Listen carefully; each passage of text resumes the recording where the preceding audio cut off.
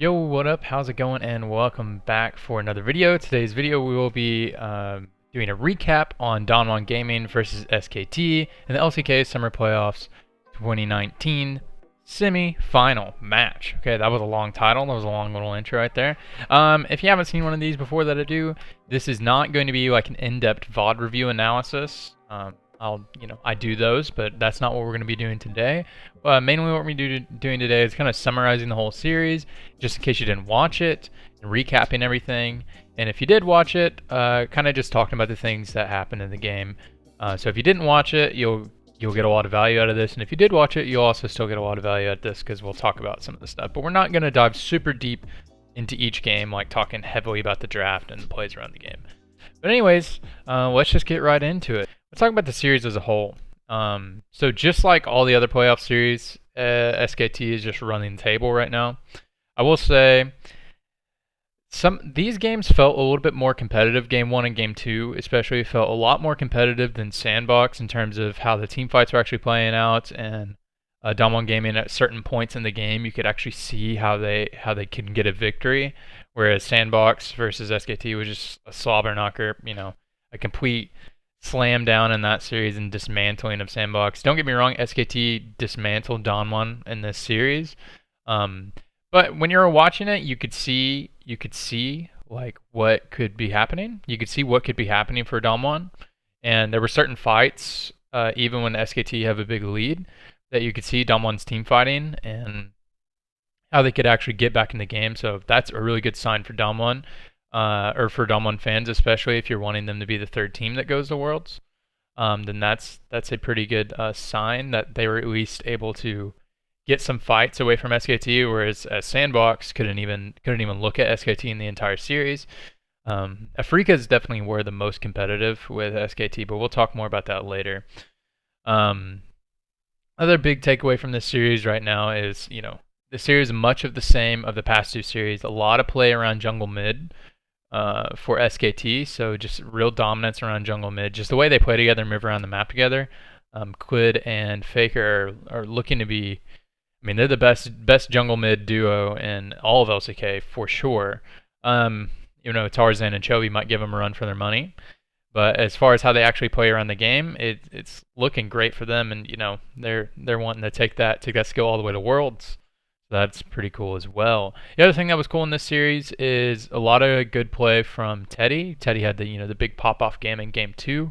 And we'll talk about that more whenever we get to that. But you actually, finally got to see in the playoffs especially, Teddy, he's one of the best teamfight AD carries in the entire world. And you actually got to see that in this series a lot of times, especially in these playoffs. We haven't even got to see that because the games are kind of over by the time it gets to that point, or just kind of Quid's taking over the show, and it's hard to even focus on what Teddy's doing. But we get to a 4-item Varus, a full build Varus, and get to see Teddy in action. Get to see team fight Teddy. What we know him for. Effort had a pretty good series as well. He adds a really good Tom Kench play. I thought his devours were really good, in keeping Teddy safe. When I was watching the game, I'd see Teddy get hit by a Sejuani ultimate, and it was really cool. There was a moment in the game where he held onto his devour, instead of just devouring him immediately, because he wanted the enemies to shoot their skill shots out first and burn their skill shots, and then he ate him. It didn't actually result in anything, but whenever I was watching that, I was like, oh wow, that's like really ballsy. That he was baiting out the enemy to deal damage and then ate him as the damage was coming in. So whereas most players would probably just eat him as soon as the Sejuani ultimate hit him, but I thought that was a really smart play. I thought that was cool. It didn't actually result in anything. Maybe it did. It was hard to tell at the moment because they were kind of like tussling for a fight. They kept hitting each other back and forth, kind of dancing around doing a team fight. But I thought that was pretty cool. Khan was mostly a passenger in this series, honestly. Game 1, it wasn't really, he was playing Quinn, and we'll talk more about that in a minute. But Game 1, could have done a couple things better, and you could hear on the broadcast that we're talking about that, or the way he plays around minion waves and stuff like that. He had an okay game. It was fine. SKT were winning, and it was fine. And in game number 2, you know, he ended up having the backdoor play, but that was more of a team call, honestly.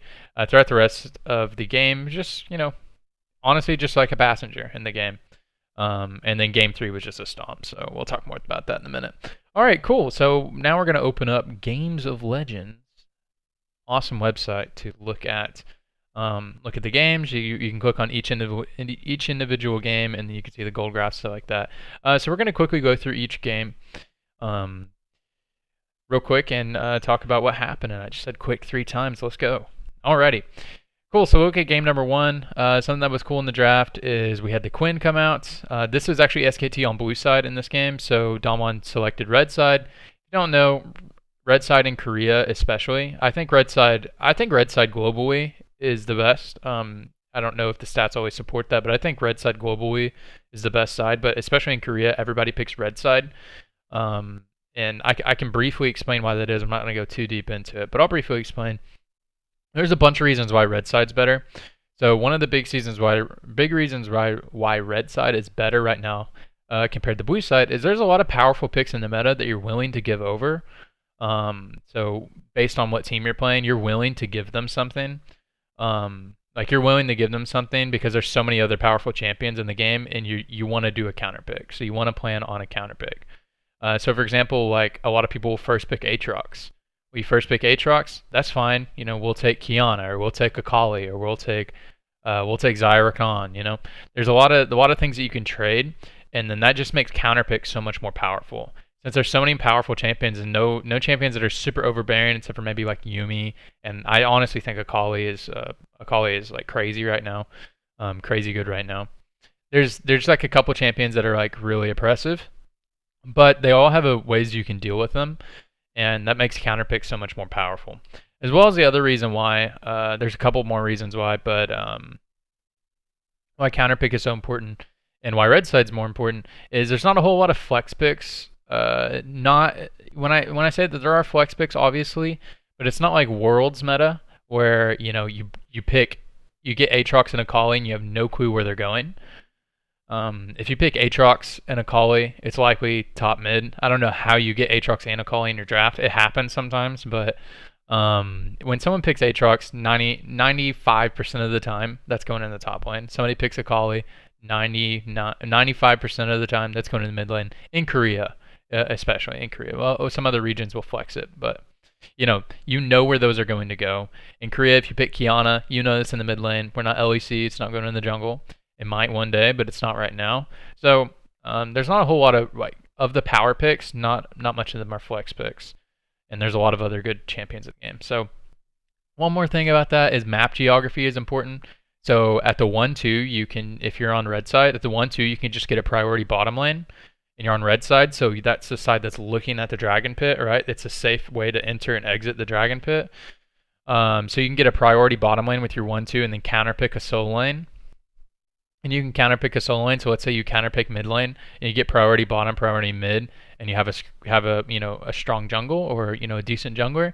You'll have huge dragon priority and a really safe take for dragon as well, because you have the safe side going into it. So that's another reason why. There's plenty of reasons why, but I guess I did explain that a lot. But anyways, that is blue side, red side. That's why Team Survivor says that. I think red side is just way better in general everywhere. Maybe not in the LPL because they actually flex a lot more in the picks, but I could be wrong about LPL. Cool. Anyways, alrighty. So game 1, we have the Quinn, Silas, LeBlanc. I believe. Well, they just played around. I know Faker got first blood. I want to say Faker got first blood in this game against Kiana. Don't quite remember if it was a solo kill. I believe it was a Silas gank that got him that kill. They also have a priority bottom lane. So you have a heavy fighting mid laner, an aggressive jungler, an aggressive top lane matchup, and an aggressive bottom lane matchup. So full priority, essentially, in this game. LeBlanc doesn't really get priority against Kiana, especially after she gets an item, but you definitely do win out on trade. So you can get priority based off of kill pressure. You don't actually get like wave management, but you can get wave management based off of kill pressure. You don't see that matchup a whole lot, so still kind of learning it a little bit. On Damon's draft, they have a Talia jungle. They actually picked that early in the draft so they could flex it, and counter pick. I don't remember what their actual last pick was. I believe it was Kiana. Yeah, Kiana was their last pick, and they got the Rakan Kaisa. They got the Rakan Kaisa. So they actually banned Xayah. I guess they were scared of SKT first picking Xayah, which some teams do first pick Xayah, but I thought that was kind of interesting. So this game was pretty standard. It was just playing around Faker and Clid, and then getting individual lane advantages. And then we got to a mid-game team fight, and SKT got ahead, and they just never lost it. They just kept keeping ahead. All right, cool. So game number 1 wasn't super interesting. It was just kind of like nothing was happening, getting small advantages in each lane. Faker's really strong. Khan gets a actually big CS advantage, even though he died a couple times to the enemy jungler. And then they get to a mid-game fight where a lot of their champions spike on 1 item and 2 items, like LeBlanc, Lucian, Sylas, Quinn, and they win a mid-game team fight. And then they kind of play the map because they have a Quinn. Is kind of what happened. At the end game, they could have ended probably about 6 minutes earlier, but they just misplayed a siege at the end. SKT. Cool. All right, let's talk about game number 2. So game number 2 was the funnest game, I thought, the funnest game to watch. So this was the most competitive game, I thought, even though the gold graph doesn't suggest that it was more competitive in this game. I thought this was a very competitive game. So SKT actually got a big lead in this game. They actually were, playing just like the first game, getting leads around mid jungle, having a priority bottom lane. Khan was having a pretty decent game as well. Just getting those small advantages like they always do in the playoffs, playing around their mid jungle. And then you get to the mid game. Damwon forces a fight on Baron. So Damwon, something great in this series when you're watching Damwon is that when they were behind, they kind of played like an LPL team. So whenever they're behind, they just force a fight because the only way they get back is the fight out of it, which respect. So they ended up forcing a fight around Baron, and that fight was really interesting. And Damwon actually ended up winning that fight. So they actually ended up winning out on a fight that they had no business winning. And then the game kind of flipped on its head a little bit, and then it was kind of in a weird spot. And then Teddy had 4 items. And it was some crazy team fighting. I think you should, if you haven't watched that game, you should watch that game. Just watching the way Teddy moves, whenever you're watching AD carry and you're just like, oh, they have 5 items, they'll do damage now, when you're looking at AD carry playing well, doing a lot of damage, well, of course they do a lot of damage at 5. But the way like Teddy did his player movement and the way he did his spacing, especially there was a fight on River where he had to flash forward to get the last kill, and the way he was spacing that out was just a treat to watch. He was walking back and forth behind this wall and was not getting too aggressive, was doing just the right amount of aggressiveness, and then he knew his second he could strike. Another thing cool that happened in that game was at the end of the game, after SKT had secured a Baron and they were trying to escape out of the Baron pit. Damwon ended up TPing onto the mid wave to stop the supers from coming in, and then tried to end the game in SKT's face because they had no chance. They were about to just get sieged down by a Ryze split push. And then they had supers in the mid lane. So they knew this game was done unless they didn't do something decisive. So it was really cool because Karma actually TP'd into the mid lane to stop the minion wave from pushing anymore, killed the minion wave, and then tried to force an end on SKT while Khan was actually split pushing top. So they had to ace them or they lose right there. If they don't ace them right there, they just sit in base and lose anyways. So I thought it was like so smart, so good. Like if they're gonna win the game, this is the only way they have left. And then they TP in and then they go down the lane. And then Teddy just plays like a god. It was spacing in the fight. He was dodging out on a bunch of skill shots. And then he went full team fight Teddy. It was a treat to watch. I mean, they were really far ahead. SKT was really far ahead, but it was like a 2v4 at one point. And they were holding them off, and then Teddy moves forward and kills them all, while Khan ends the game. So that was super awesome. If you haven't watched this, if you're only going to watch one game from the series, please watch Game 2. Game 2 was the best game. Game 2 was really fun to watch. Cool. All right, let's talk about game 3. I may have got like some of the. By the way, whenever I'm talking about this, I may get like a couple facts wrong because I watched this and I watched Dota 2 TI9, which is their Worlds. If you don't watch that, I had no idea what was going on, but it was so hype, so I watched it. And then I watched the LPL, and then I watched a little bit of CB Law. You can see it up here. So I've watched a lot of games today. And then we're gonna watch some LCS later today, so that'll be fun. Cool. So let's look at game 3. So game 3 was a huge fiesta. Not really a fiesta, like huge fiesta for Damwon. Damwon's mental must have went boom after that game 2, because this game was hard to watch. They looked like sandbox. They looked like sandbox game 3, dude. This was insane. So they ended up giving over a lot of kills at level 1. And I think they maybe only gave up 1 kill actually. But they ended up having just tragedy at level 1. I think they ended up getting 2 kills at level 1. Yeah, Khan gets a kill, he backs and gets a longsword, and then they hook Tom Kench. Like, it was like, what are they doing? Like, they were approaching not stacked after the Pyke was... They knew Pyke was in their jungle, and then Tom Kench just approaches not stacked up, and they just get hooked. It was pretty insane. And then Nuguri takes Klepto, which I haven't seen a Klepto Gangplank in...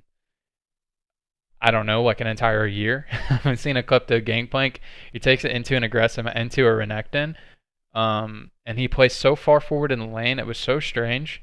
It was actually really weird to watch. And then Khan solo killed him, and then Khan comes back, and then he kills him again. Khan may have died somewhere in that range. I think Khan actually has to take a bad back, but he comes back and he kills him again. I think he solo killed him like 4 times that game. It was pretty insane. I mean, the level 1 was really tragic. So Nuguri as a player has this mindset, and I think it's great in the long run. I think it's awesome in the long run. So I've heard like interviewers talk about it.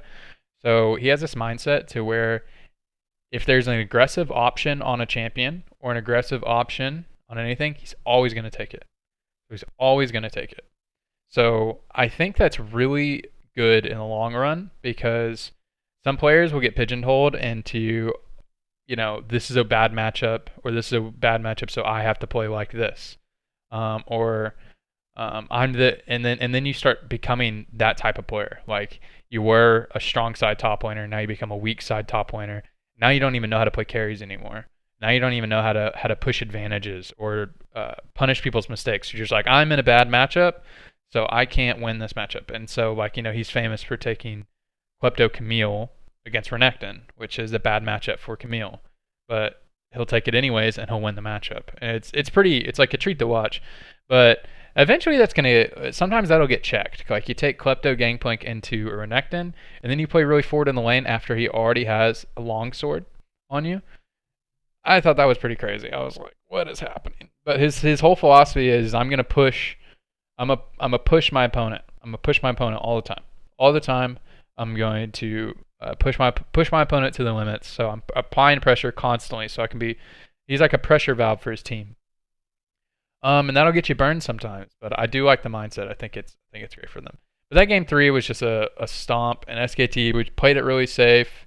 They played it really systematic. They ended up getting 3 Infernals. It's not like the Sandbox series where they just like fucked around for like 10 minutes and during that game just trying to kill people. They actually just played this really systematic. They're like, well, hey, let's just win this game. We qualify for Worlds if we win this, and then we're good.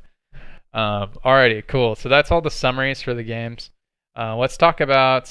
I have one more topic. So let's talk about the future of SKT and Damwon for the rest of the playoffs and all that good stuff. So SKT is my favorite to win it all.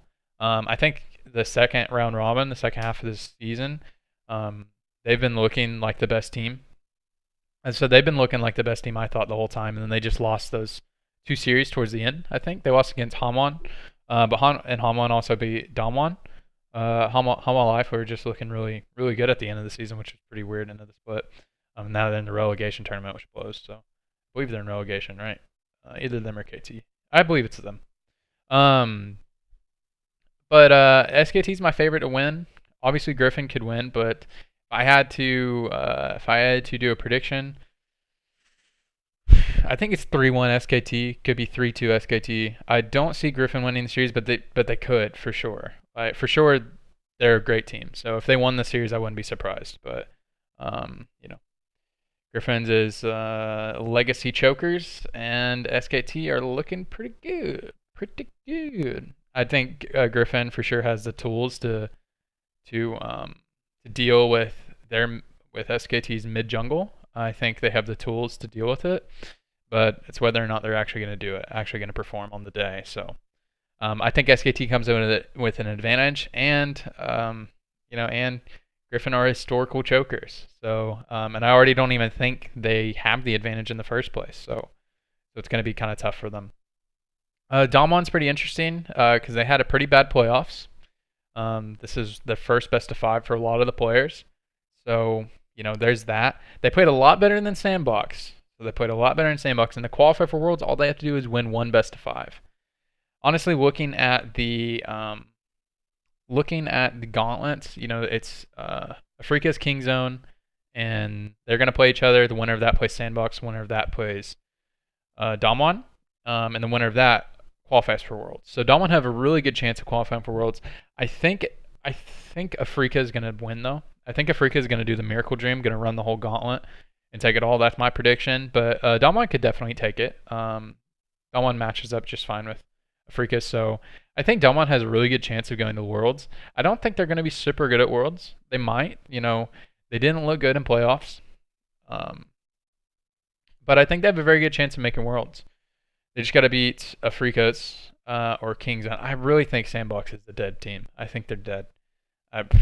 I never thought they were good, honestly. Like, they have a couple good players. Summit's pretty good. Ghost is decent. Dove is good. But I just don't see it, man. I really don't see it. Onfleek had a terrible playoffs. Oh, Onfleek was so bad against SKT. Feels bad, man. Okay, well, this video is kind of dragging out a little bit, so I'm about to end it here. That is the recap for SKT versus Damwon. I hope you guys enjoyed it. I really enjoyed making it. This is the best time to be a League of Legends fan, best time to be an SKT fan.